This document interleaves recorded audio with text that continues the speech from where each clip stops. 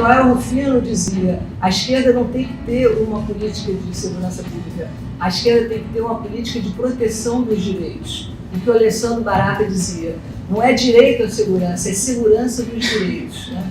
Olá, pessoal. Bem-vindos ao segundo episódio do nosso podcast Segurança dos Direitos, o seu podcast sobre segurança pública. Estamos aqui, mais uma vez, no Rio de Janeiro, no aprazível bairro da Glória, discutindo aí sobre essa temática tão importante nos dias de hoje. Então, pessoal, para vocês que estão chegando agora aqui no nosso podcast, vale muito a pena dar um pulinho lá no primeiro episódio, nos primeiros 4, 5 minutos de nossa fala, e ouvir a explicação que a gente tentou desenvolver relativamente ao nome desse nosso projeto, né? Por que um podcast de segurança pública se chama Segurança dos Direitos, né? O nome diz muito sobre a nossa proposta. O nome desse podcast diz muito sobre aquilo que a demarcação ideológica do nosso discurso, né? Digamos assim. Nos incomoda muito, e é sobre isso que gritamos aqui a maior parte do tempo, que a gente chame de política pública os indicadores que o Estado, os instrumentos que o Estado brasileiro vem utilizando a pretexto de reduzir indicadores de violência. Eu acho que esse é o grande incômodo, essa é a grande inquietação, é isso que nos impulsiona a falar sobre esse tema quase aqui que compulsivamente. Bom, quem vos fala é Rafael Borges, eu sou advogado criminalista, atual presidente da Comissão de Segurança Pública da OAB Rio de Janeiro. A voz da nossa vinheta de apresentação é da professora Vera Malaguti Batista. Muitos de vocês a conhecem, com certeza. Sem favor nenhum, uma das maiores criminólogas brasileiras da atualidade. A professora Vera é professora da UERJ, autora de vários livros e artigos, sem dúvida uma referência muito importante para a gente nesse debate.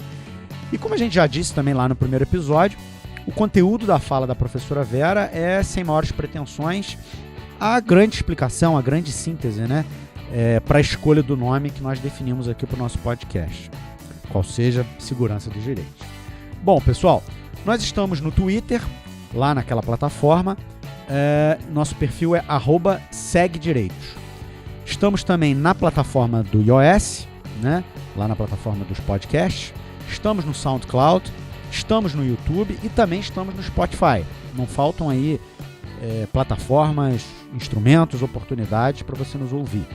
Criamos também um e-mail, que eu vou divulgar aqui agora, para a gente trocar mensagens, trocar críticas, sugestões, tudo isso é muito bem-vindo. Nosso e-mail é segurançadosdireitos@gmail.com. Vai ser muito legal poder interagir com todos vocês, com os nossos ouvintes, através de todas essas plataformas, através do e-mail, através do Twitter, enfim, levar esse debate adiante. Bom, antes de apresentar os nossos convidados de hoje, e antes mesmo de anunciar, né, os nossos blocos de debate, nossos 3 pequenos blocos de debate, eu queria aqui dar alguns alôs para a galera que ouviu o nosso primeiro episódio e que trouxe feedbacks muito interessantes aqui para a construção do nosso podcast. O primeiro episódio teve uma recepção, uma aceitação muito legal, muito boa, tá sendo uma experiência sensacional, conversando sobre segurança pública, né, para além dos muros da academia, para além dos muros dos nossos escritórios, para além dos espaços em que a gente habitualmente frequenta. Muito bom essa interação, muito boa essa interação. E a gente recebeu feedbacks muito bacanas de algumas pessoas que eu queria citar aqui nominalmente, e também como uma forma de agradecimento por essa audiência qualificada aí que a gente está recebendo, né? Então eu queria agradecer ao Felipe Caetano, chefe de cozinha aqui no Rio de Janeiro. Queria agradecer ao Patrick Mariano, advogado criminalista de São Paulo. Queria agradecer ao Vitor Hugo, que nos mandou uma mensagem diretamente de Fortaleza, no Ceará, lá onde ele faz um curso de adaptação da Marinha do Brasil.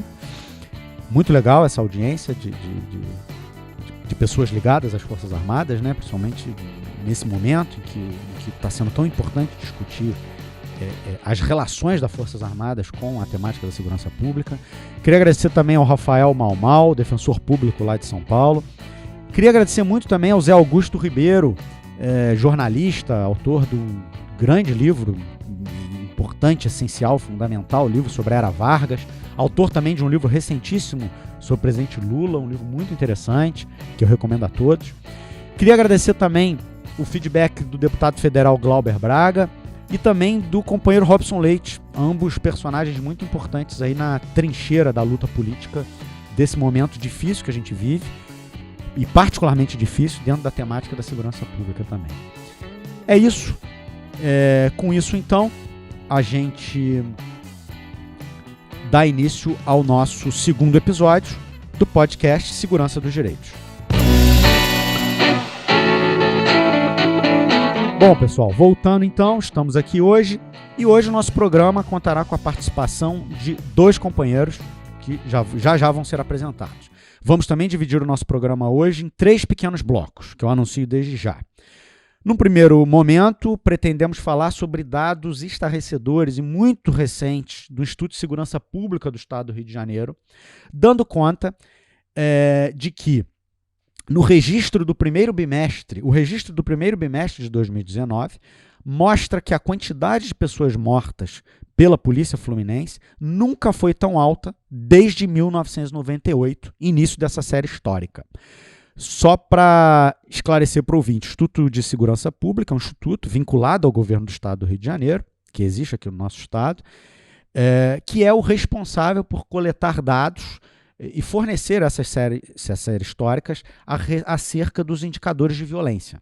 Então, ele coleta dados acerca de diversos indicadores de violência e um deles é justamente a quantidade de pessoas que agentes da Polícia Fluminense matam num determinado período.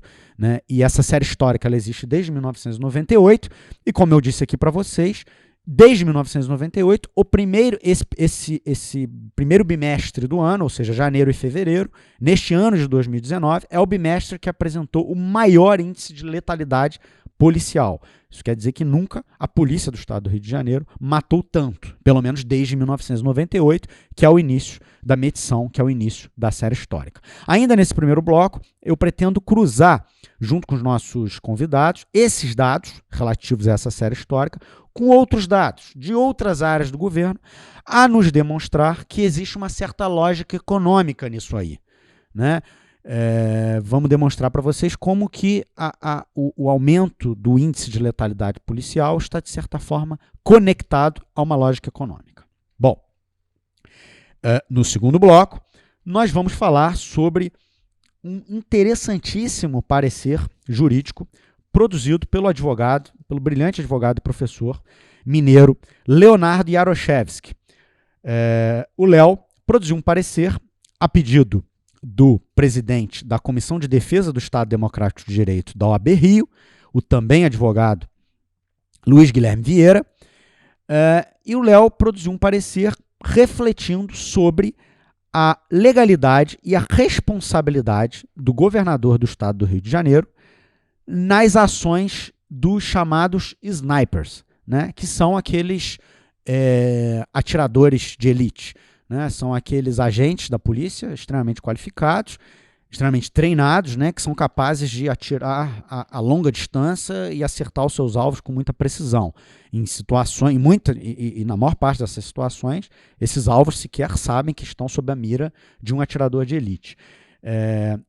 A pedido do Luiz Guilherme Vieira, excelente advogado aqui do Rio de Janeiro, o Leonardo Jaroszewski produziu um parecer analisando se é possível responsabilizar o governador do Estado do Rio de Janeiro pelas mortes que são praticadas por esses snipers. Sobre isso que a gente vai falar aqui no nosso segundo bloco.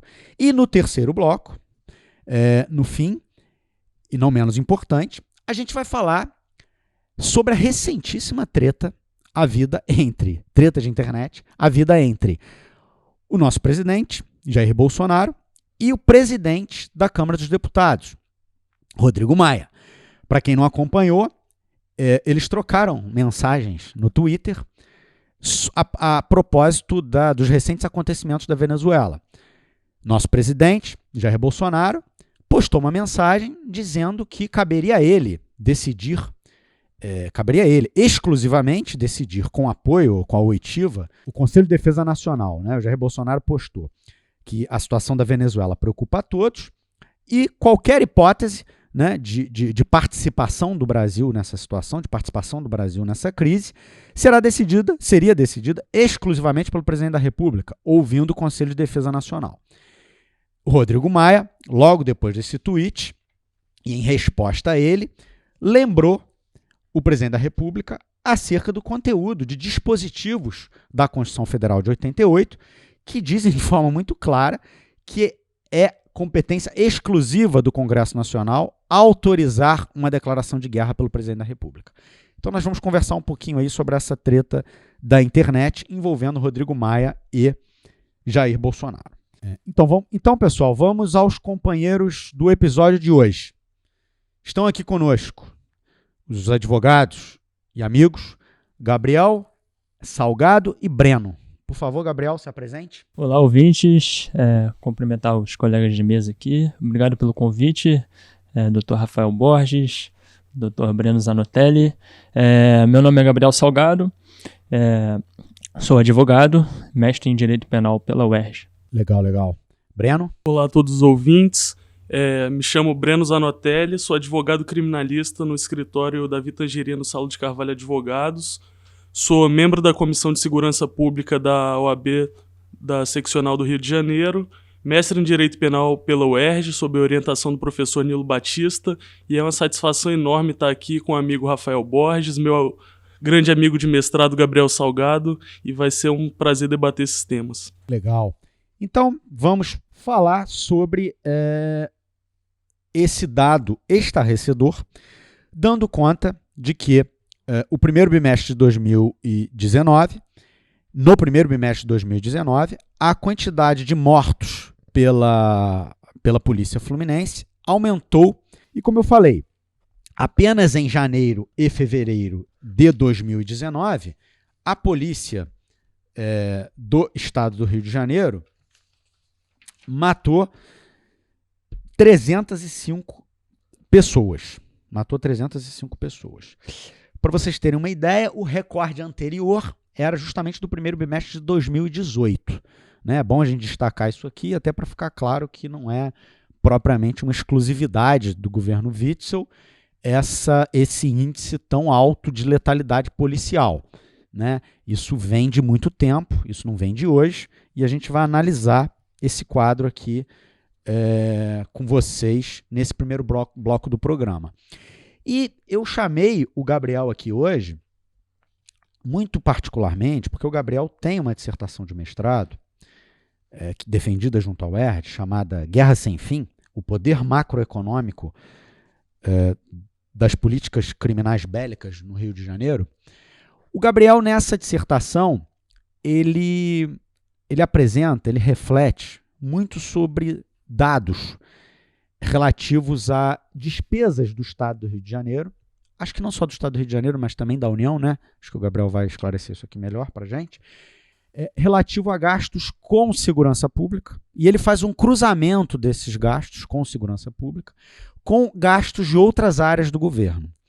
E eu queria que o Gabriel falasse um pouquinho para a gente sobre isso, porque quando eu tive acesso à informação dessa série histórica, e eu, de certa forma, correlacionei isso com a pesquisa dele, me veio um clique, me veio um dado muito incômodo à mente, né, Gabriel? Como que me faz parecer que essa letalidade policial tão alta, ela é uma política pública, ela é uma coisa que tem a ver com a quantidade de investimentos que o Estado brasileiro, e sobretudo o Estado do Rio de Janeiro, vem direcionando a pretexto de reduzir indicadores de violência. Você podia falar um pouco para a gente sobre a sua pesquisa e sobre de que forma você acha que ela se correlaciona com esses dados estarrecedores do ISP, aos quais a gente teve acesso recentemente? Essa intensificação verificada na letalidade no estado do Rio de Janeiro, ela vem na esteira de um incremento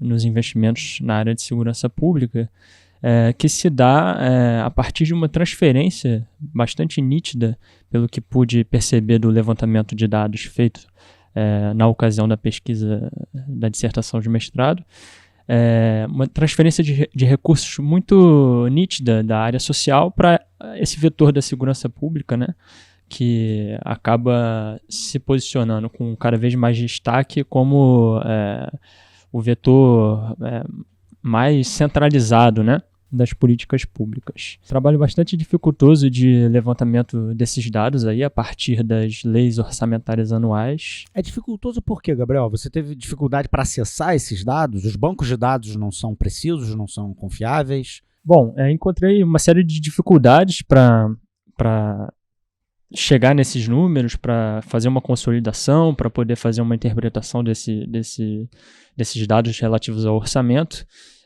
Dificuldades. Primeiro que muitas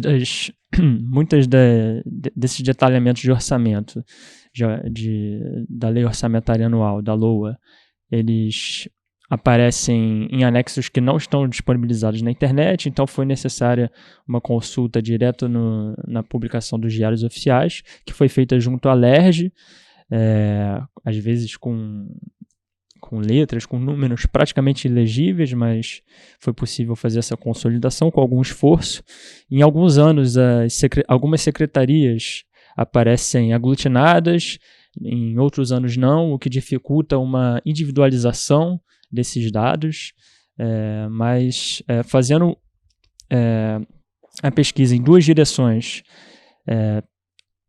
analisando as despesas por Secretaria de Estado e as despesas por funções de Estado, foi possível montar mais ou menos uma série. Bom, em 1995, a gente observa com maior evidência, com maior contundência, a implementação das políticas neoliberais e no encalço daquilo que o Luc Vacan observa na realidade dos Estados Unidos,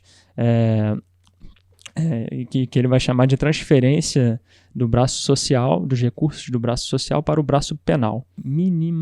Minimização do Estado social contraposta a uma maximização do Estado penal. Ou melhor, para o ouvinte não iniciado, né, é importante dizer, Luc Vacan é um criminólogo importantíssimo.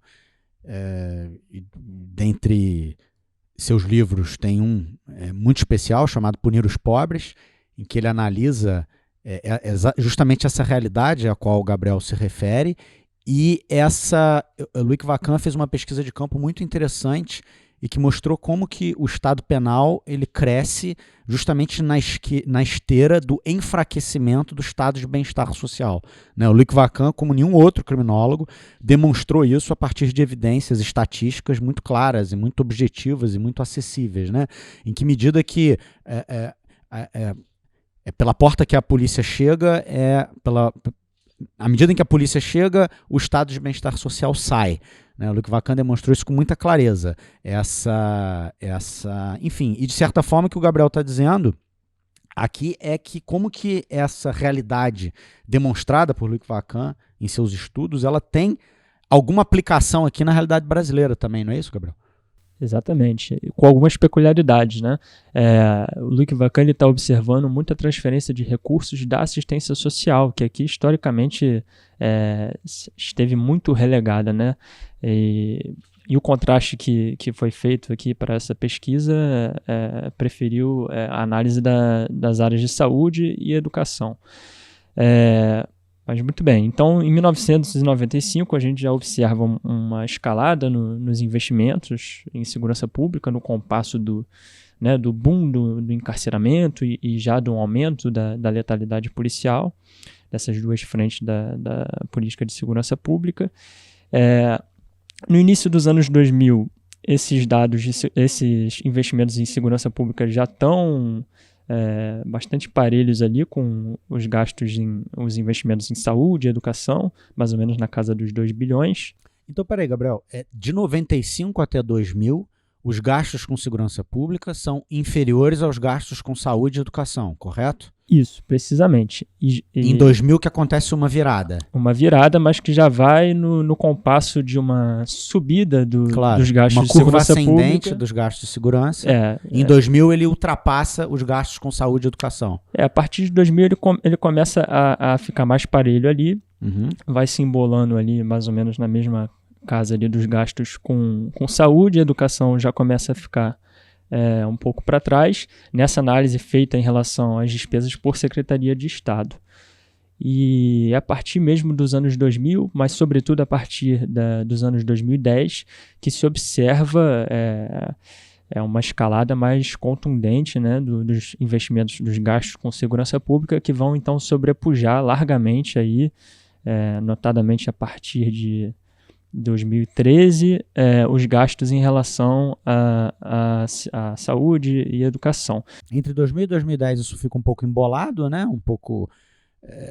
Estamos ali mais ou menos na mesma ordem de grandeza, e entre 2010 e 2013 que tem então aí uma explosão muito significativa e a proeminência, digamos assim, evidente dos gastos com segurança. Perfeitamente. Como que isso se conecta aos dados anunciados aqui no início do programa e registrados pelo próprio ISP nos seus vários documentos, né, acerca do nível de letalidade policial dos agentes do Estado do Rio de Janeiro? Como eu falei, a série histórica ela se inicia em 1998 e a gente tem ali um incremento, a gente vem vendo um aumento muito expressivo, muito significativo dos níveis de letalidade policial até mais ou menos 2008, 2009. Logo depois você tem uma queda e já em 2016, 2017 você volta a ter uma curva ascendente nos níveis de letalidade policial. Isso tudo justamente nessa mesma fase, nessa mesma quadra histórica em que você tem, segundo a pesquisa que você fez, um incremento sempre cada vez maior dos gastos com segurança. Quer dizer, o Estado está gastando mais dinheiro para produzir mais violência policial. Parece que é essa a conclusão que a gente chega a partir do cruzamento desses dois dados, né? A partir do cruzamento desses dois indicadores, né? Digamos assim. Os gastos com violência, os gastos com segurança, eles não têm produzido maior sensação de segurança, né? O que quer que isso queira dizer. Ele tem produzido maiores níveis de letalidade, né? É disso que a gente está falando. Exatamente. E só para citar alguns números completos aqui, então, nessa pesquisa feita agora em relação à despesa organizada por função de governo, em 2007 a gente já observa ali a segurança pública ultrapassando investimentos em saúde, em educação, com uma dotação aproximada de 4 bilhões de reais no Rio de Janeiro, no estado do Rio de Janeiro. Uma franca ascensão a partir dos anos 2010, que se intensifica, sobretudo, aqui também, né? Na despesa por função de governo, a partir de 2013, mais notadamente, quando então aí deflagrada uma crise econômica mundial, né? Que o Rio de Janeiro não fica de fora dela, o Brasil não fica de fora dela. Em 2014... Você está se referindo, né, Gabriel, à crise das commodities, né? Porque, digamos, a crise de 2008, né, que se inicia lá, que é deflagrada com a bancarrota do Lehman Brothers, ela não atinge o Brasil de forma tão impactante, né, como atingiu os próprios Estados Unidos e como atingiu os países europeus, né? Aliás, uma dica aqui para o ouvinte, o livro A Valsa Brasileira, da Laura Carvalho, explica muito bem como que o Brasil ficou, com muitas aspas, né, de certa forma, imune aos efeitos dessa crise de 2008, pelo menos aí nos primeiros anos que a sucederam. Mas aí teve, em 2013, justamente a crise do boom das commodities, né? Essa crise, sim, indiscutivelmente afetou muito o Brasil, pegou em cheio o governo Dilma, né? Enfim. E tem uma relação óbvia, direta e evidente com as chamadas jornadas de junho de 2013, né? E é isso que você estava dizendo, quer dizer, ainda que o Brasil experimentasse uma crise muito impactante, né? A crise do boom das commodities é uma crise muito impactante para a realidade econômica brasileira, os gastos com segurança pública não foram reduzidos, né? Não foram impactados com a crise, né? Muito pelo contrário, a partir de 2013 se observa aí a curva do gráfico, ela vai se verticalizar em contraposição a uma queda muito abrupta, principalmente no setor da educação, que concentra gastos maiores a nível estadual no Rio de Janeiro do que a saúde. É dali que vai acontecer a maior transferência de recursos. O dinheiro sai da educação e vai para a segurança. E vai para a segurança pública. Ou seja, a crise de 2013 ela produziu impactos negativos para a educação e para a saúde fluminense, mas não negativos para a área de segurança pública, que observou até um incremento nos gastos. Pois é, e nessa disparada aí a partir de 2013, A segurança pública já vai sobrepujar aí os gastos com a educação, chegando na casa aí de cerca de 9 bilhões de reais. E aí a educação, nesse mesmo período, está na casa de quanto? A educação cai de mais ou menos 9 bilhões de reais de 2013 para aproximadamente 7 bilhões de reais. E saúde? E saúde, nesse mesmo ano de 2014, a gente está ali mais ou menos na casa dos 5,7 bilhões. Entendi. Segurança é o líder na rubrica é a rubrica líder nos gastos orçamentários do Estado do Rio de Janeiro? Não. Na verdade, o principal dispêndio no orçamento do Rio de Janeiro é com a Previdência. Ah, certo. Em 2017, a gente vê um pico aí na segurança pública, um investimento de cerca de 12 bilhões. Esse contraste... De 8 para 12 bilhões. Para 12 bilhões. É uma curva bastante verticalizada a partir de 2013 e vai chegar nesse pico aí. E o que explica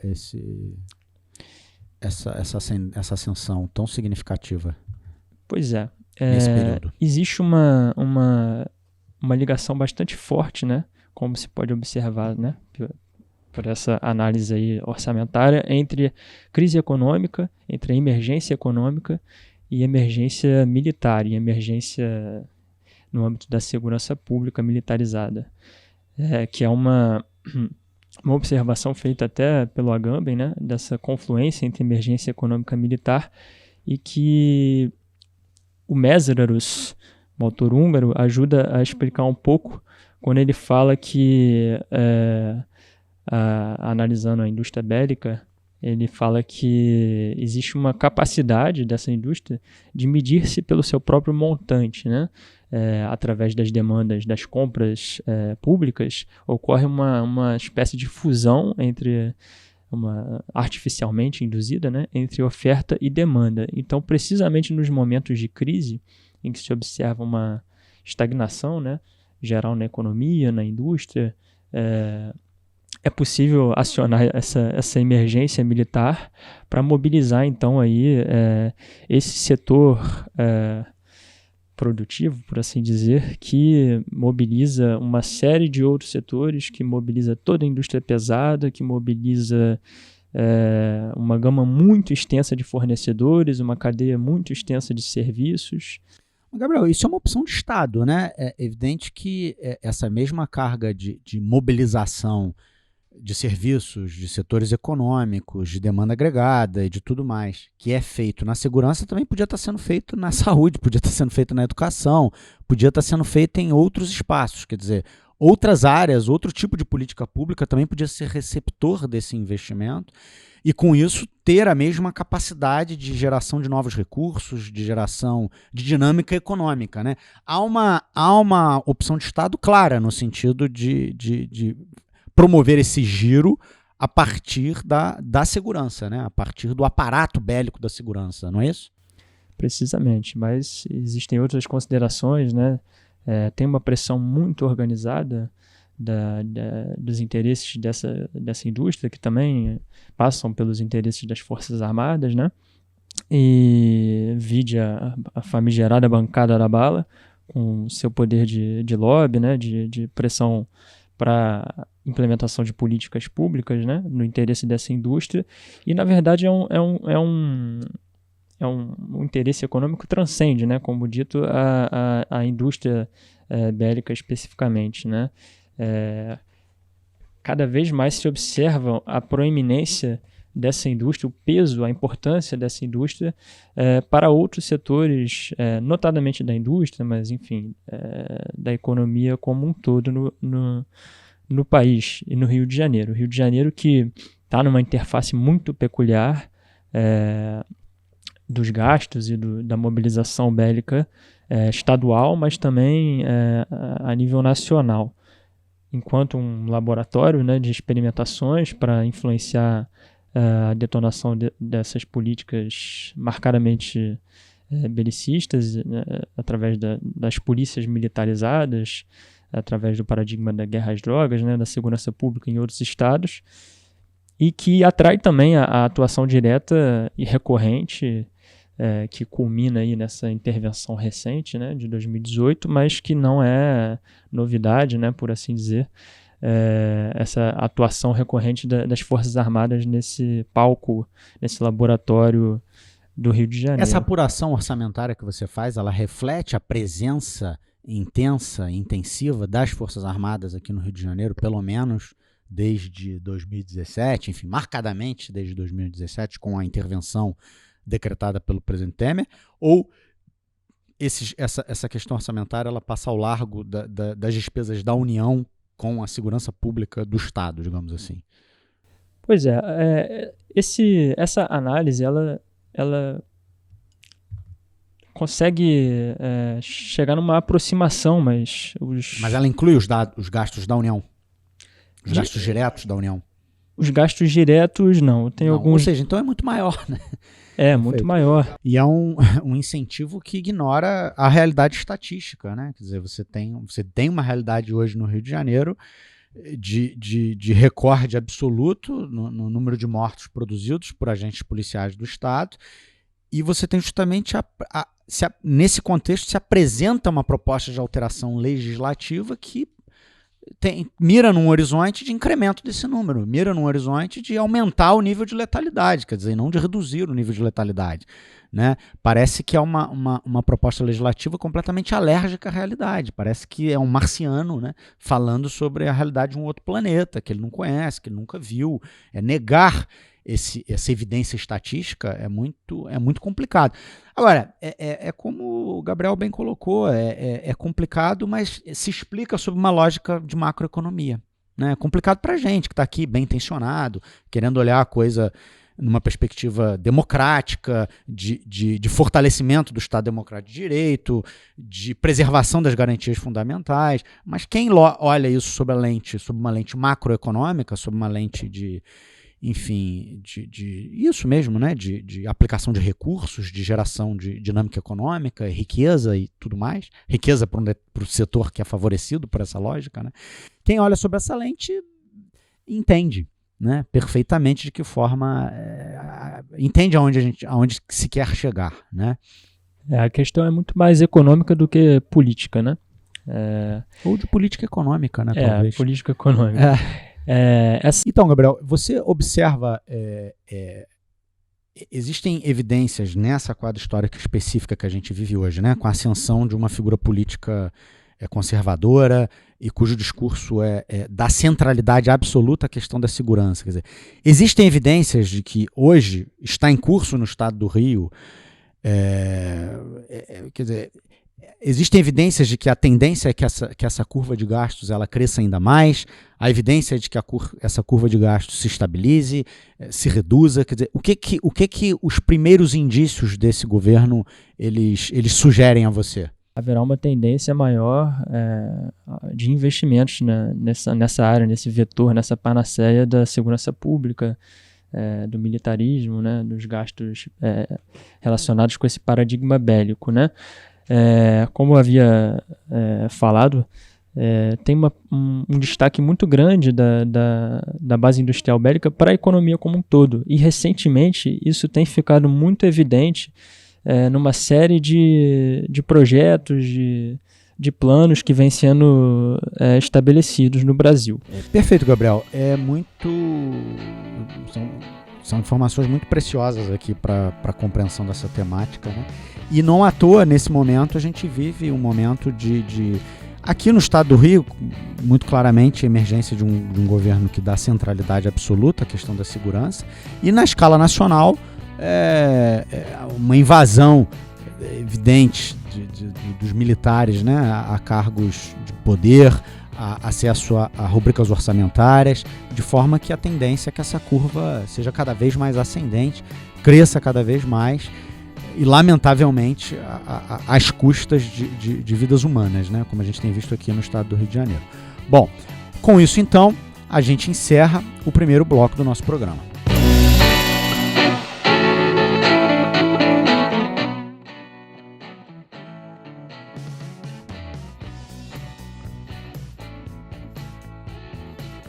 Então começamos aqui agora o segundo bloco do nosso programa, que vai tratar um pouco, e que tem conexão total com o primeiro bloco, né? Que é para tratar um pouco, é possível responsabilizar criminalmente o governador do estado do Rio de Janeiro, Wilson Witzel, pelas mortes que são produzidas pelos snipers? Só para que o pessoal não iniciado consiga entender. O que a gente quer discutir nesse bloco não é propriamente a responsabilidade política do governador, né? Digamos assim. Essa responsabilidade ela é óbvia, evidente, ululante. Né? Num ambiente como o que a gente experimenta hoje, de emergência e de fortalecimento absoluto desse discurso de segurança, desse discurso de matança generalizada, desse discurso de neutralização dos consumidores falhos da nova economia, vamos dizer assim, é óbvio a responsabilidade política dos agentes que promovem esse discurso, né? Dentre os quais as principais lideranças políticas do estado do Rio de Janeiro nesse momento e do próprio Brasil. Então não está se discutindo aqui a responsabilidade política. O que a gente está querendo trazer para o debate é a responsabilidade jurídico-penal. Né? Ou seja, é possível apontar o governador do estado do Rio de Janeiro como autor de homicídios, né? Ou seja, autor dessas mortes que são produzidas por esses snipers. A gente está trazendo esse debate à baila muito a propósito do parecer que foi produzido pelo advogado Leonardo Yaroshevsky, a pedido da presidência da Comissão de Defesa do Estado Democrático de Direito da OAB Rio, na figura do advogado Luiz Guilherme Vieira, que é indagando o Yaroshevsky justamente acerca dessa possibilidade. Quer dizer, existe contexto, existe essa possibilidade, em termos jurídico-penais, de o governador do estado ser responsabilizado por mortes produzidas por snipers? O que você acha, Breno? É uma viagem? Tem base jurídica? É possível fazer uma defesa intelectualmente honesta desse ponto de vista? Mas me pareceu que a posição do professor Leonardo Yaroshevsky está muito bem fundamentada. Embora, a princípio, eu também tive alguma visão um pouco diferente. Para ele, a partir da digressão histórica, criminológica que ele coloca aí sobre a formação das polícias, a relação disso com o extermínio da população pobre e mais desfavorecida, na parte técnica que ele vai discutir ali sobre a modalidade de concurso de agentes, né? De que forma que o agente, no caso uma pessoa que na visão dele, o governador teria ordenado mortes por esses snipers, haveria uma participação por instigação. Já vou explicar para vocês o que é isso. Mas para ele, então, a posição do governador ali é uma posição de chefia da segurança pública, de chefia sobre os policiais militares que eventualmente venham a utilizar de snipers para atirar na cabecinha, como ele diz lá, né, dessa forma bem sádica. E para ele, então, haveria uma ordem direta do chefe da segurança pública aqui do estado do Rio de Janeiro, e daí haveria uma responsabilidade na modalidade de uma participação em que ele estaria instigando esses policiais ao resultado morte, que é o crime de homicídio previsto no nosso Código Penal. Evidentemente não cogita de atribuir ao governador responsabilidade na condição, digamos assim, de autor direto, né, desses homicídios. Evidentemente que não. Ele recorre a um instrumento da instigação, né, para dizer que, na verdade, o governador operaria na perspectiva de alguém que está instigando o agente policial a produzir aquela morte. Eu acho que é mais ou menos isso, né? Exatamente. Eu até tendo a ver que há alguns elementos para dizer que poderia haver uma autoria do governador. Em que sentido? Pode parecer uma discussão um pouco de filigranas jurídicas, até porque o nosso código não faz uma distinção muito clara das consequências penais do autor e do partícipe. É a chamada teoria monista, que praticamente iguala todos aqueles que participaram e que auxiliaram no desfecho criminoso ali, que no caso são as mortes. Mas eu entendo que há sim alguma relevância, desde a obra do professor Nilo, Concurso de Agentes, é um clássico da década de 70, ele traz essa importância de superar essa teoria monista do código, muito marcado pela idiosincrasia, como ele coloca, do Nelson Hungria, que foi o mentor desse Código Penal. Então, se a gente for pensar nos critérios de autoria de uma pessoa que dá ordens, segundo aqui a doutrina, eu vou trazer principalmente o professor Roxin, que também é utilizado pelo professor Nilo, o critério geral para dizer que alguém é autor é o domínio do fato. Então, para começar, domínio do fato não é aquela baboseira que o pessoal costuma dizer lá, que é para punir alguém por falta de prova quando ele está numa cadeia de comando. Isso aqui são teorias penais e não processuais penais, não é para você punir quando você não tem a prova suficiente da ordem. Então, a gente está pressupondo aqui que há provas, que há elementos processuais suficientes. Enfim, então se trata principalmente de uma teoria para diferenciar autor e partícipe, e a teoria, o critério geral que se chama domínio do fato. Então, aquela pessoa que executa diretamente um homicídio, puxando o gatilho, ela tem domínio do fato, que é o domínio do fato mais óbvio. Ela decidiu em que momento executar e coordenou todos os seus movimentos corporais ali, voltado para aquele resultado. Na situação das ordens, que aqui entra uma série de institutos penais também, o professor Roxin entende que o fundamento da autoria aqui também, quando há autoria, também é o domínio do fato. São 3 situações. Quando você tem um executor que está atuando de forma impunível, seja por ele estar coagido, ou seja, eu mando uma pessoa que não compreende exatamente o que ela está fazendo. O professor Nilo, por exemplo, cita aqui um caso em que eu falo para uma pessoa míope que não está enxergando muito bem atirar naquela árvore, quando na verdade eu sei que aquela árvore é uma pessoa que está parada ali, então eu determino a conduta daquela pessoa para atingir o resultado que eu desejo. No caso, a pessoa é um instrumento, né? Morte. Essa pessoa aqui, no caso, ela foi um instrumento. Nesse caso, o domínio do fato é o que ele se chama aqui na doutrina de domínio da vontade. Eu dominei a vontade dessa pessoa. Não é do executor. Que, na verdade, ela foi um instrumento aqui para eu atingir a minha finalidade. Eu tive um domínio desse fato, mas não fui o autor direto. Outro caso seria o executor direto estaria totalmente coagido moralmente, ou seja, eu falo, olha, eu tenho sua mãe sequestrada num cativeiro, eu posso executar ela a qualquer momento, então você vai fazer o que eu estou te ordenando aqui.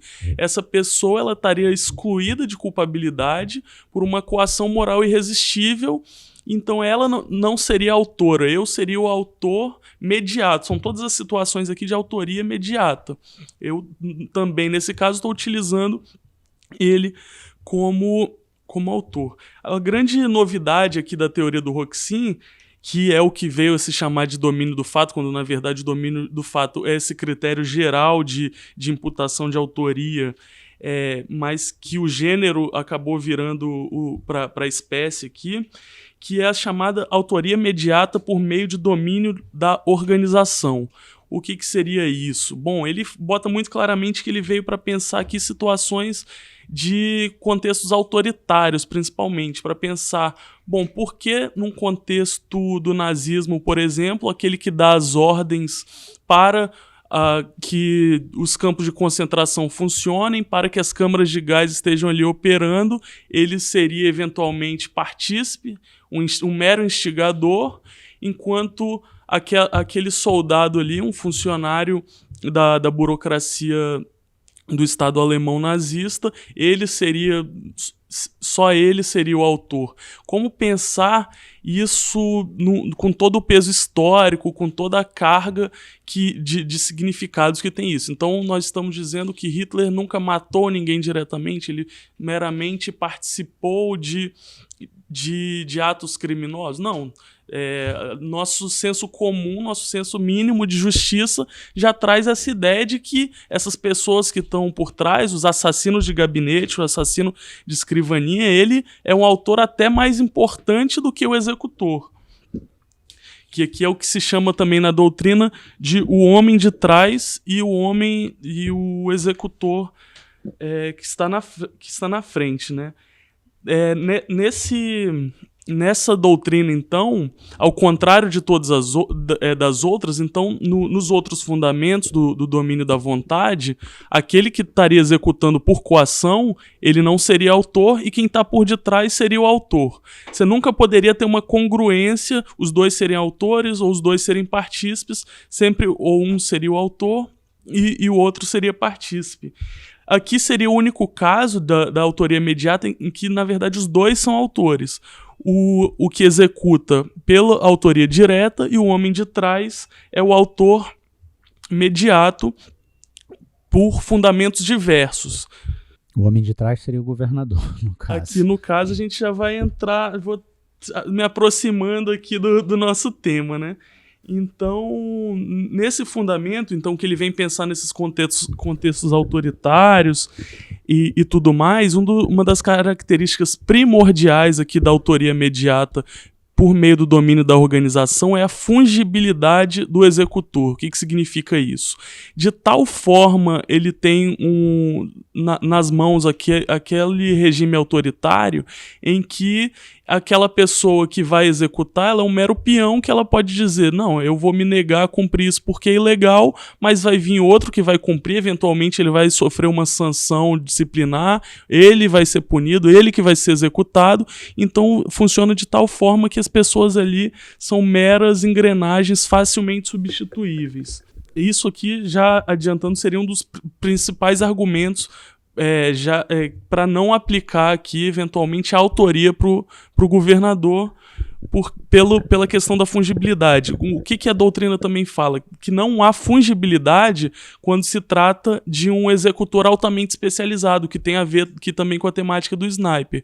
Por exemplo, se eu preciso de que determinada prática seja feita por um cara que domine de hackerativismo e tem um conhecimento muito específico de uma engrenagem, de uma máquina, de um robô, aquela pessoa dificilmente eu vou considerar que ela é fungível, porque eu dependo muito daquele conhecimento especializado.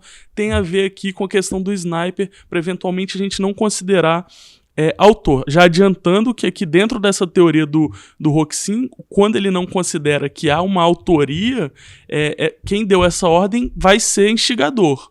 Então aí a gente vai entrar na ideia do Jaroszewski. Eu comecei muito na tendência de entender que havia uma autoria, mas relendo lá o texto do professor Roxin, relendo o professor Nilo Batista, eu acho que talvez ele esteja realmente com a razão no sentido da participação por instigar essas ideias enquanto chefe hierárquico, tendo ali um certo domínio da estrutura da segurança pública, mas talvez ele não tenha esse domínio funcional do resultado ali do homicídio.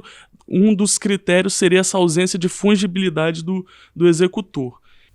Mas por que também que me veio a ideia dessa questão da autoria? Porque o primeiro argumento que o Roxin coloca, que foi quando foi de fato introduzida a teoria dele na jurisprudência da Alemanha, embora já tivesse mais de 20 anos essa teoria, em 1994 que ela foi aplicada pela primeira vez de uma forma decisiva e não meramente obter dictum ali como um argumento a mais, como um argumento decisivo de condenação, que foi o caso dos atiradores do Muro de Berlim.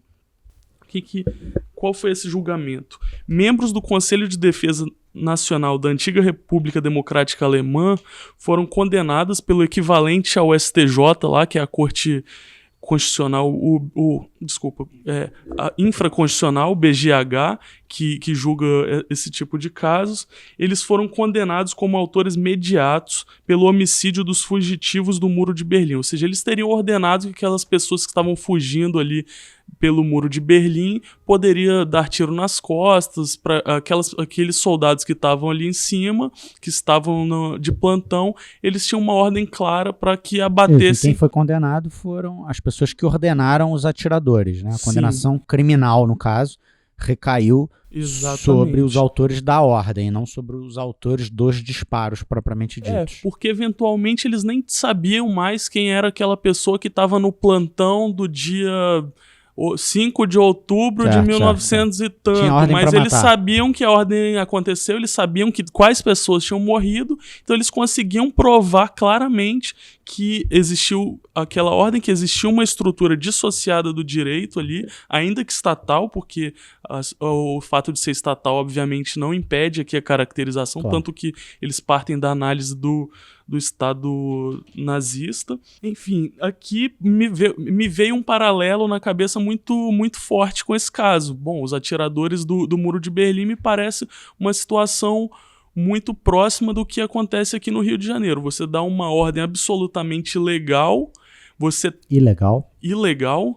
Você, ao meu ver, tem um certo domínio sobre a estrutura da segurança pública, afinal, nomeia o comandante, na estrutura que eu vejo que seria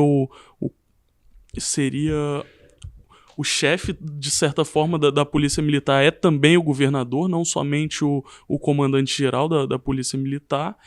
Ele dá uma ordem, fala de forma sádica, inclusive, atirem na cabecinha em situações em que não há qualquer elemento de legítima defesa. Claro, em situação de legítima defesa, eles devem atirar. O caso vai ser analisado no caso concreto. Mas a ordem aqui, em abstrato, é para que eles pratiquem de forma contrária ao direito.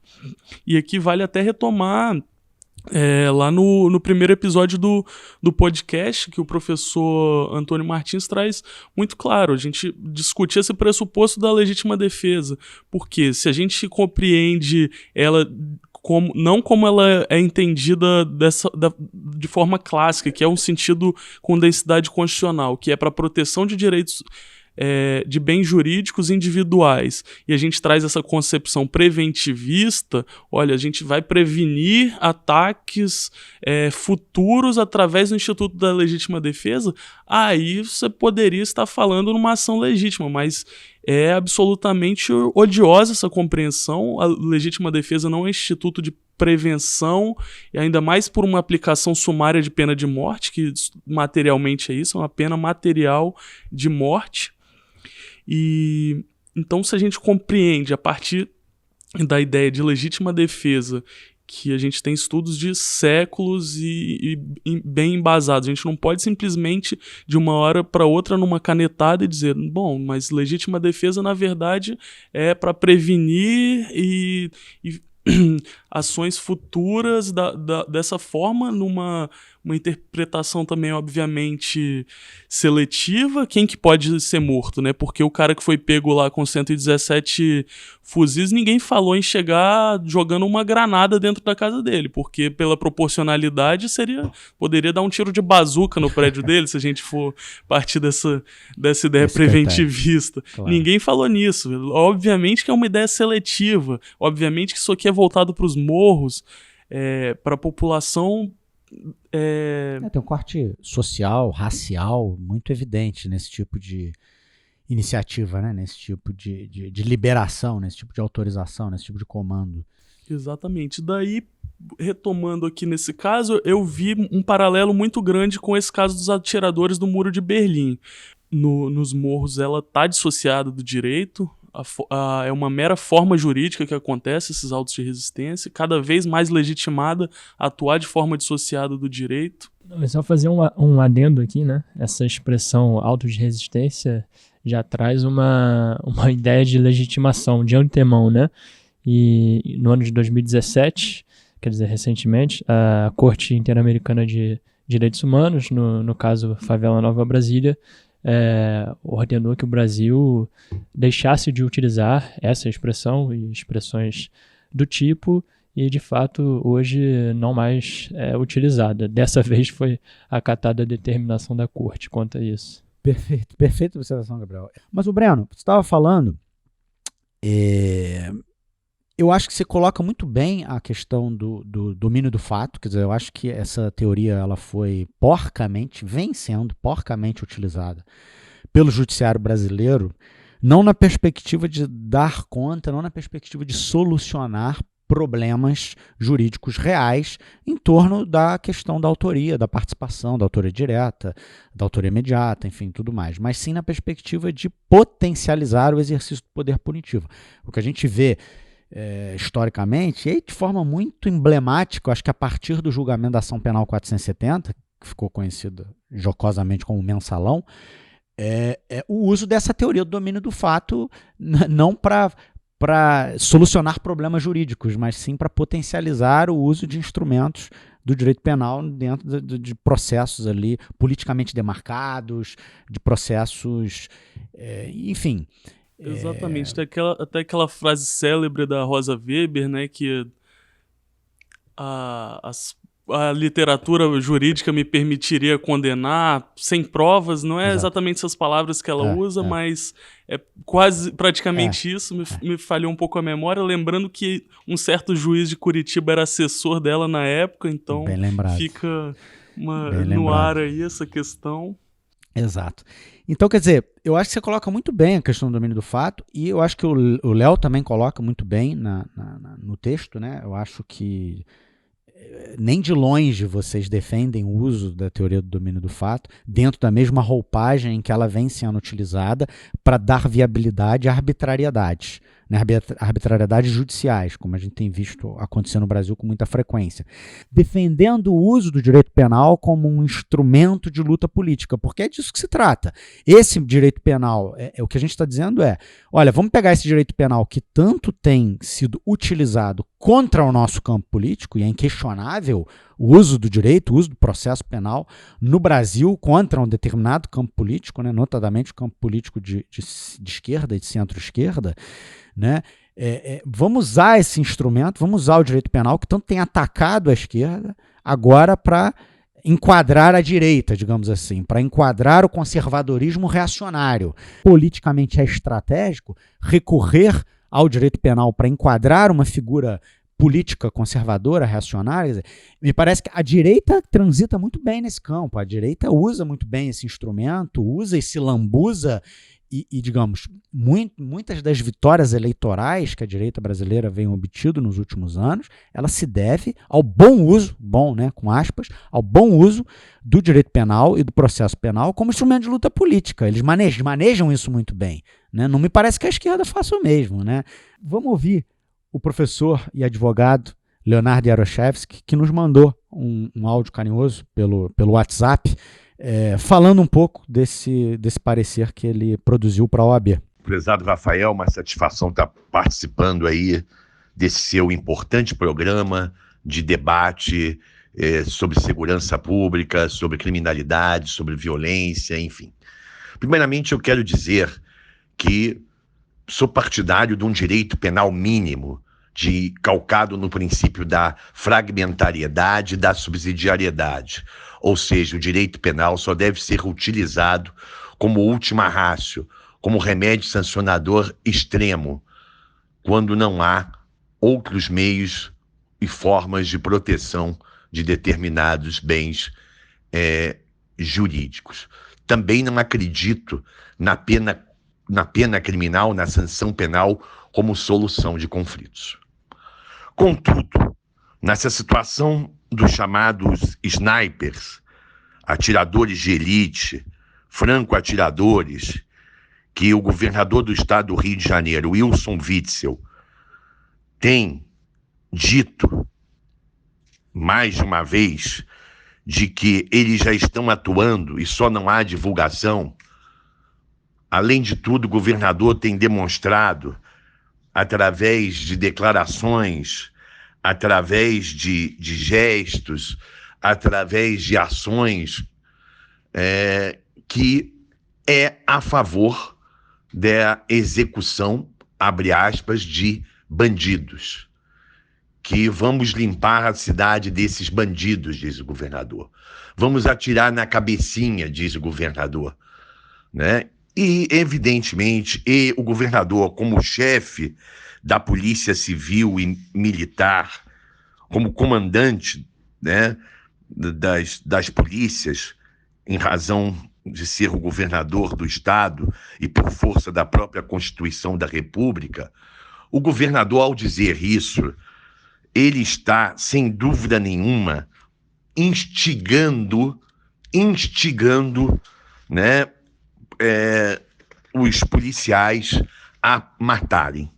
Daí porque entendemos que o governador, em nosso parecer, que foi dado para a Comissão de Defesa do Estado Democrático de Direito da OAB do Rio de Janeiro, que foi aprovado por unanimidade e que será levado ao Conselho Estadual, entendemos que o governador deve ser, sim, responsabilizado. Responsabilizado na forma de instigação, de determinação. Por que de instigação? Porque trata-se de atitudes genéricas. A instigação, ela é a colaboração, no dizer de Nilo Batista, da ordem espiritual, objetivando o cometimento de crime doloso. Ela pode ser considerada também, né, como através de ordem, através de aconselhamento, através de uma coação, através de um comando, né, enfim, onde há, muitas vezes, e é o caso, uma relação de subordinação. A promessa de recompensa, a persuasão, dádivas, tudo isso são formas de instigação. Se o governador desse uma ordem específica para matar A ou B, né, poderíamos até cogitar nesse complexo tema do concurso de agentes, do concurso de pessoas, falar em autoria imediata, ou pensar mesmo na questão da teoria do domínio do fato, trazida para o Roxin. Enfim, a questão do concurso de agentes, nós sabemos que é uma das mais complexas no direito penal. Mas fazendo uma reflexão, eu entendi que aqui trata-se de instigação, né? E lembrando ainda que o Código Penal prevê um agravante quando há, por parte do agente, um abuso de autoridade, né? Quando quem instiga ou determina cometer o crime, alguém sujeito à sua autoridade.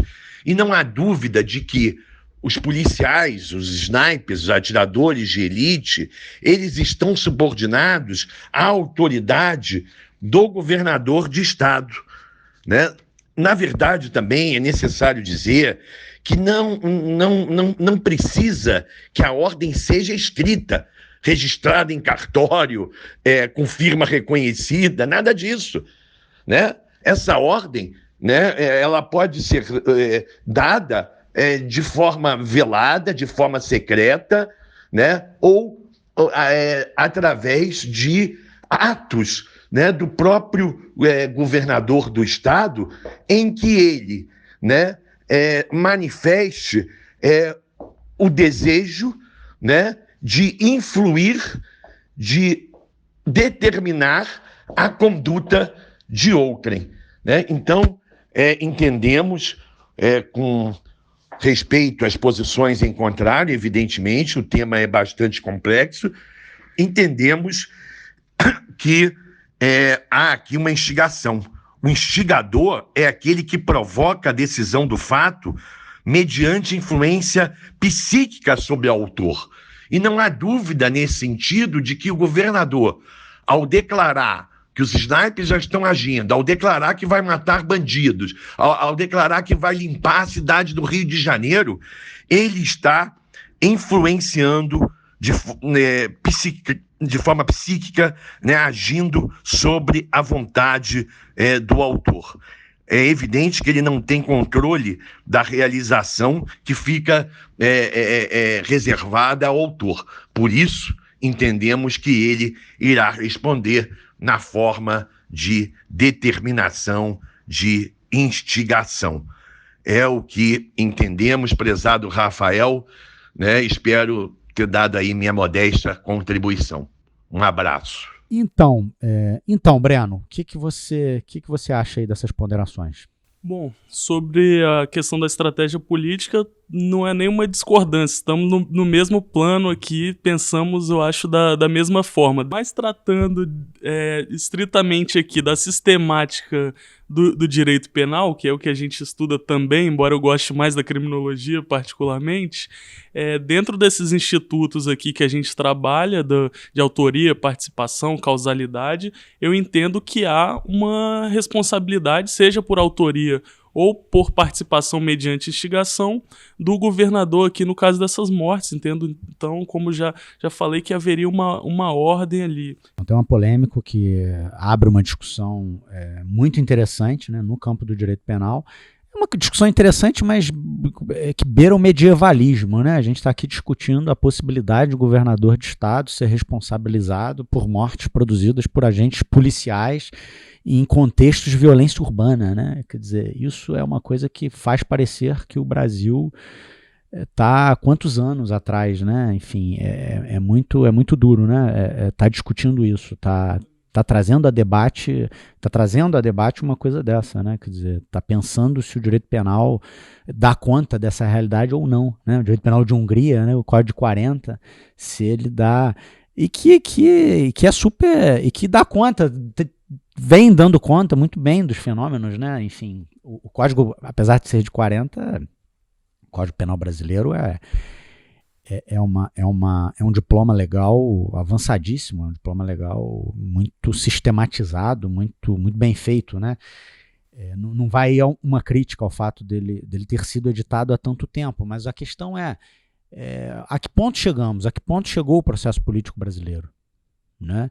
Para a gente estar aqui discutindo a responsabilidade política de governador e, para isso, a responsabilidade criminal de um governador, e, para isso, estar evocando o caso dos atiradores do Muro de Berlim e, antes disso, ter evocado o nazismo alemão, né? Que foi uma coisa que você fez, a ditadura argentina, que foi uma coisa que o Breno fez aqui. Quer dizer, é muito sintomático desses tempos, né? A gente discutir um caso concreto que está acontecendo no Rio de Janeiro agora, com base em paradigmas de regimes que a história etiquetou como claramente autoritários, né? Quer dizer, será que é isso que vai acontecer com a gente daqui a uns anos? Se os livros de história existirem, né? Se tudo tiver dado mais ou menos certo, né? Quer dizer, será que a gente vai estar olhando para esse período histórico da forma como a gente olha para a Alemanha, né, da década de 30, da forma como a gente olha para a ditadura argentina? Enfim, são questões que a nova política coloca para a gente, né? Bom, por falar em nova política, vamos encerrar o nosso segundo bloco. Então, pessoal, chegamos agora ao terceiro bloco e, por falar em nova política, vamos agora tratar rapidinho aqui da treta envolvendo o presidente Jair Bolsonaro, presidente da República, e o presidente da Câmara dos Deputados, deputado federal Rodrigo Maia. Treta que aconteceu no Twitter, treta de internet. A que eu estou me referindo? Então, por conta aí dessa crise séria, né, dramática, que acontece na Venezuela nesse momento, o presidente Jair Bolsonaro, através do seu diário oficial, que é o Twitter, fez a seguinte postagem, fez o seguinte comunicado à nação brasileira, né? Aspas, a situação da Venezuela preocupa a todos. Qualquer hipótese será decidida exclusivamente pelo presidente da República, ouvindo o Conselho de Defesa Nacional. O governo segue unido, juntamente com outras nações, na busca da melhor solução que restabeleça a democracia naquele país. Bom, Rodrigo Maia, que certamente tem o presidente Jair Bolsonaro como uma das pessoas que ele segue, recebeu essa postagem em sua tela e ficou profundamente incomodado, e com certa razão. Porque, de certa forma, está nas entrelinhas dessa declaração do presidente Jair Bolsonaro a possibilidade que o Brasil decrete, ou decretasse, ou declarasse, melhor dizendo, né, guerra contra a Venezuela. Isso é muito claro quando ele diz que a situação da Venezuela preocupa a todos e que qualquer hipótese, né, volto a dizer, qualquer hipótese será decidida exclusivamente pelo presidente da República. Evidente que quando o presidente da República alude aqui a qualquer hipótese, ele está aludindo à possibilidade de uma declaração de guerra contra o vizinho, o Estado venezuelano, vizinho brasileiro, né, com o qual fazemos fronteira. O Rodrigo Maia, tendo lido isso, imediatamente fez uma postagem. Opa, peraí. quero lembrar ao presidente Jair Bolsonaro o conteúdo dos artigos 49 e 84 e 137 da Constituição da República, que determina que é competência exclusiva do Congresso Nacional autorizar uma declaração de guerra pelo presidente da República. Em síntese apertada, o Rodrigo Maia deu um pito no presidente da República, deu uma desautorizada no presidente da República. Isso é muito claro, isso é muito evidente. Por que eu trouxe esse tema a debate aqui no nosso terceiro e último bloco do segundo episódio desse podcast? É porque, para mim, ficou muito claro quando eu li essa declaração do presidente Jair Bolsonaro, de que ela reflete essa enorme confusão que os agentes políticos brasileiros têm feito hoje mais do que nunca, em torno da temática de segurança pública. Quer dizer, tudo virou uma questão de segurança pública. O Jair Bolsonaro, quando faz uma declaração dessa, na cabeça dele, ir guerrear contra a Venezuela, né, em território vizinho, é a mesma coisa que invadir a Rocinha, é a mesma coisa que invadir o Alemão, é a mesma coisa que atirar no Jacarezinho. Quer dizer, ele trata disso como uma espécie de um conflito urbano, ele trata disso numa ótica, numa perspectiva rasa.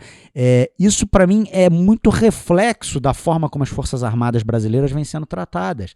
Quer dizer, como agentes de segurança pública, como agentes que atuam na ponta do policiamento ostensivo, na ponta da repressão. Isso fez com que a cabeça dele embolasse e ele visse uma eventual investida na Venezuela como mais uma ação de segurança pública, como mais uma ação de garantia da lei e da ordem, vamos dizer assim, dessas tantas que têm sido feitas, repetidamente feitas no Brasil a pretexto de reduzir os indicadores de violência, e elas são sempre muito fracassadas, né? Me parece que essa confusão, enfim, que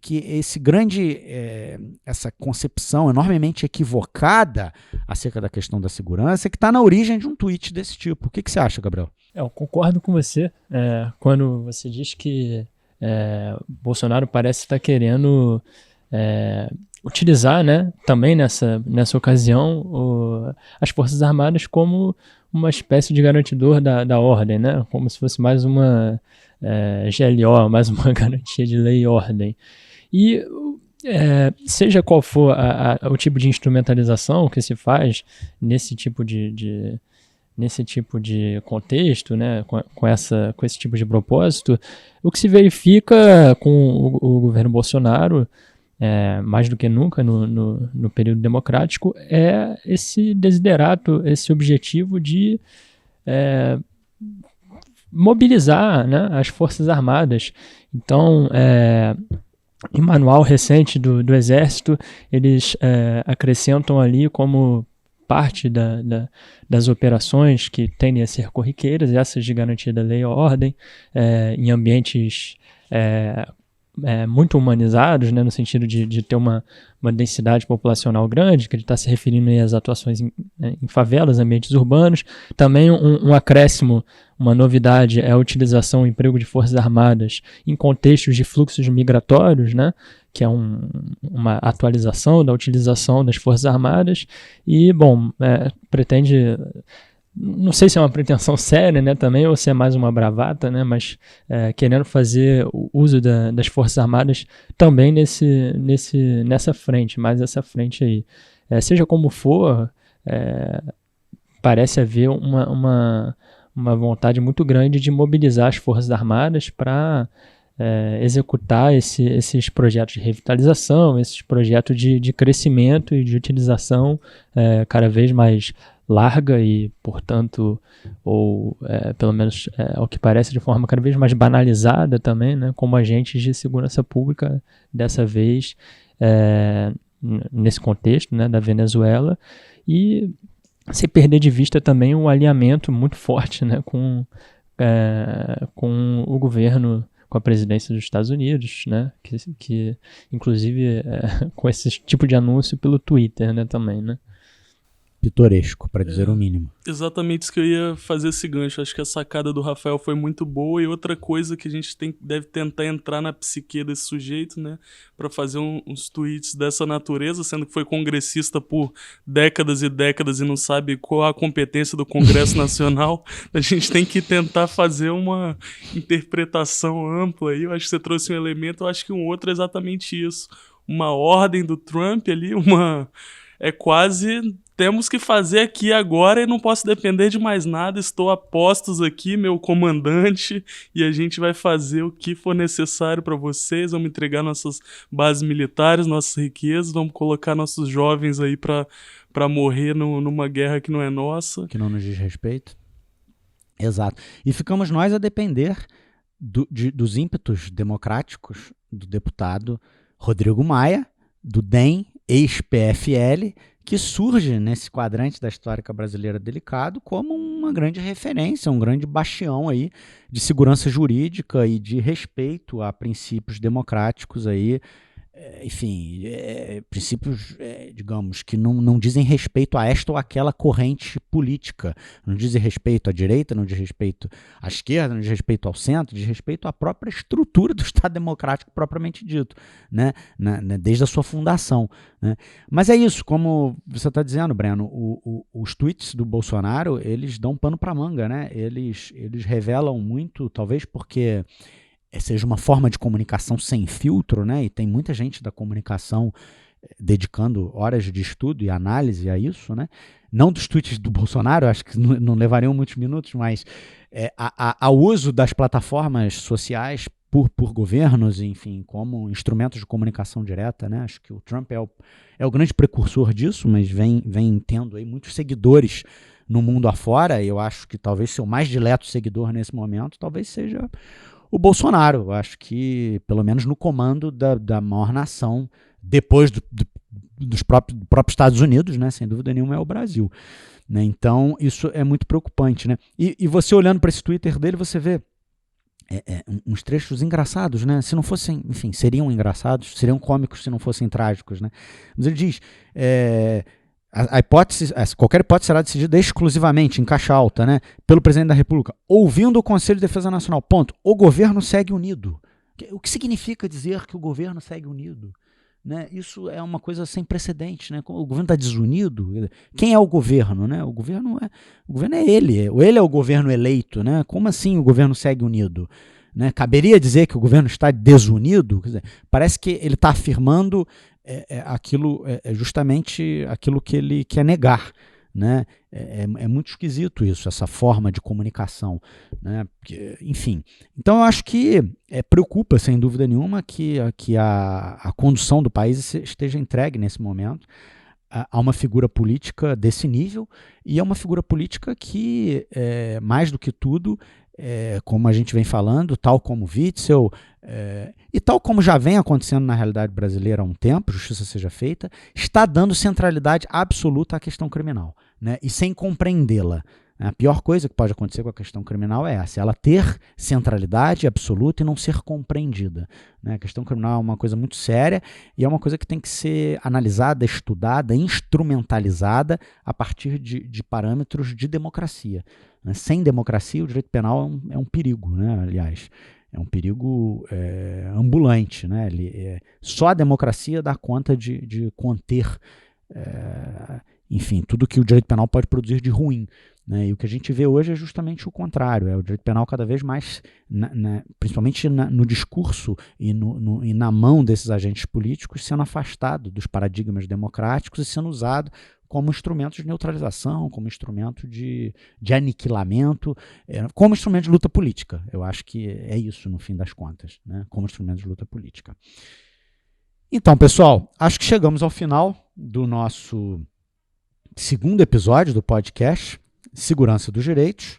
Bom, então eu queria agradecer muitíssimo aqui a presença dos advogados, meus amigos Gabriel, Breno, que se dedicaram aqui a debater essas questões polêmicas e igualmente importantes que tanto afligem aí o nosso campo, tanto afligem aí as pessoas que acompanham o cenário político, né, local e nacional. Foi uma honra, foi um prazer muito grande estar aqui conversando, de certa forma discutindo, né, debatendo com vocês questões que eu reputo tão importantes, tão fundamentais para a compreensão da realidade política brasileira nesse momento. Eu vou passar a palavra para vocês fazerem aí as considerações finais e a despedida, e queria pedir também a vocês dois a dica de um livro. Eu acho que eu tenho tenho solicitado isso aos nossos convidados, com uma única exigência, de que esse livro não seja um livro jurídico, né? Eu sei aí que vocês dois têm uma formação jurídica, aliás, muito sólida, muito interessante, muito relevante, e essa formação foi absolutamente fundamental para a gente enfrentar esses temas espinhosos, mas eu queria saber o que vocês andam lendo e o que vocês querem indicar, e que não diga respeito ao jurídico. A ideia aqui é a gente romper um pouco essa barreira do jurídico e enfim, dar para os nossos ouvintes dicas de leitura de outras áreas. Então, vocês têm a palavra agora. Gabriel? Bom, queria agradecer mais uma vez o convite do Rafael Borges, agradecer a paciência de todos os ouvintes aí, participar desses debates polêmicos. Indicação de livro, vou indicar um clássico aqui, Quarto de Despejo, Diário de uma Favelada, autora Carolina Maria de Jesus, e quebrar o protocolo rapidinho, que eu não posso deixar de indicar o livro lançado esse ano do professor Marildo Menegatti, contém no final A Crítica do Capitalismo em Tempos de Catástrofe, o giro dos ponteiros do relógio no pulso de um morto. Vale a leitura. Esse livro do Marildo é sensacional. E não é um livro jurídico, acho que você ficou totalmente dentro da proposta. Esse livro é sensacional, do Marildo, e é um livro muito apocalíptico, eu acho, né? Aliás, é uma característica, né, das reflexões do Marildo, né? Mas é um livro fundamental para entender. Muito boa dica, Gabriel. Obrigado mesmo. Breno? Bom, também agradecer a oportunidade de estar participando aqui desse debate.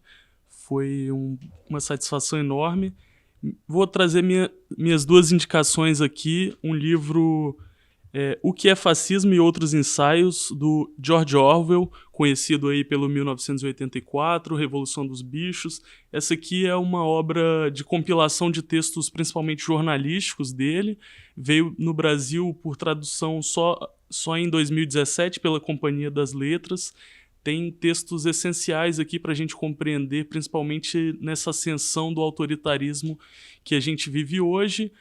Minha segunda dica de leitura é Outubro, do China Miéville, que conta de uma forma muito literária, embora seja um livro eminentemente histórico, a história da Revolução Russa. Mas ele, que é um autor que veio da literatura, escreve de uma forma deliciosa, recomendo para todos que leiam. Maravilha, maravilha. Eu queria aqui fazer mais 3 agradecimentos finais ao Léo Artúrios, nosso companheiro que acompanha aqui a gravação do podcast, responsável também pela toda a parte operacional desse projeto, inclusive pela edição do som.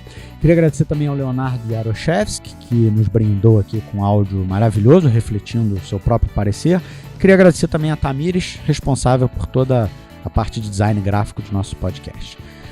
Bom, só para lembrá-los mais uma vez que o podcast Segurança dos Direitos está no Twitter, no @segdireitos, está também na plataforma do iOS, está no SoundCloud, no YouTube e no Spotify. Temos também um e-mail chamado seguranca2direitos@gmail.com, que você, caro ouvinte, pode utilizar para nos enviar mensagens, críticas e sugestões. Tudo isso será muito bem-vindo. E com isso, encerramos o nosso segundo episódio. Muito obrigado pela audiência, um abraço e até a próxima semana.